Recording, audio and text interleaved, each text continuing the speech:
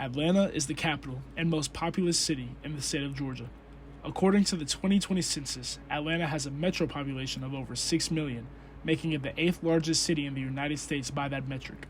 Being such a large city, Atlanta suffers from a plethora of issues, one of the main ones being traffic.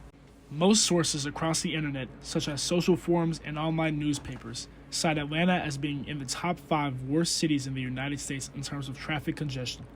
A study recently released by Texas A&M even argues that Atlanta no longer has a rush hour, as on weekdays traffic is so bad across just about all waking hours. This traffic is a result of Atlanta being an extremely car-centric city.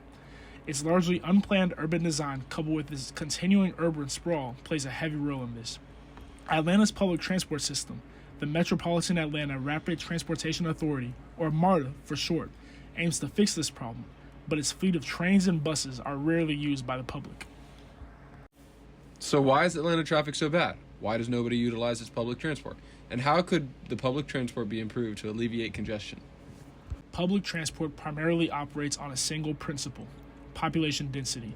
If there are not enough people in a given area, public transport fails because there are not enough people to ride the trains or buses for the transport authority to profit. This is a big problem for MARTA. As aforementioned, Atlanta has the 8th largest metro population in the country.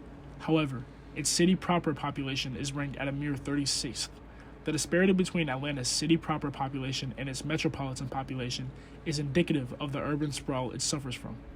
Atlanta is the 28th most densely populated city in the United States, with a population density of 3,745.5 people per square mile.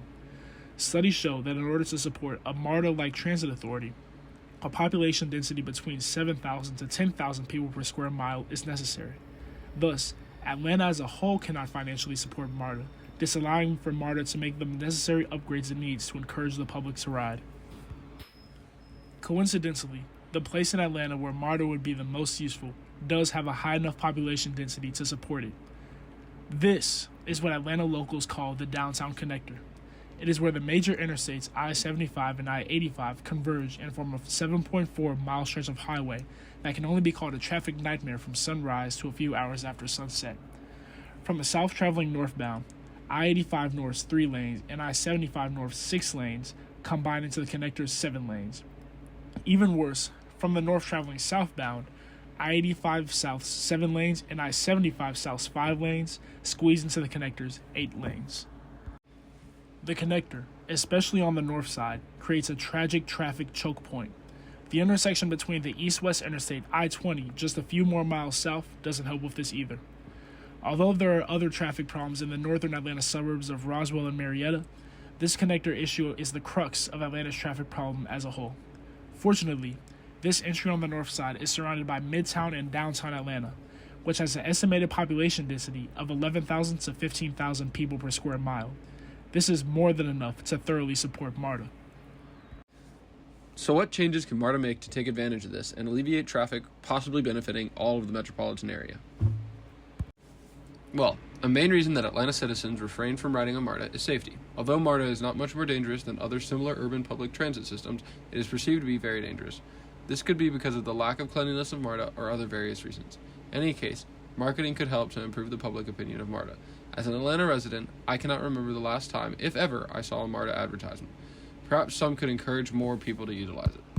This, coupled with more money used to keep MARTA trains and buses clean, could also be useful. Lastly, as it stands, MARTA only has a north-south and east-west line running through the heart of the city.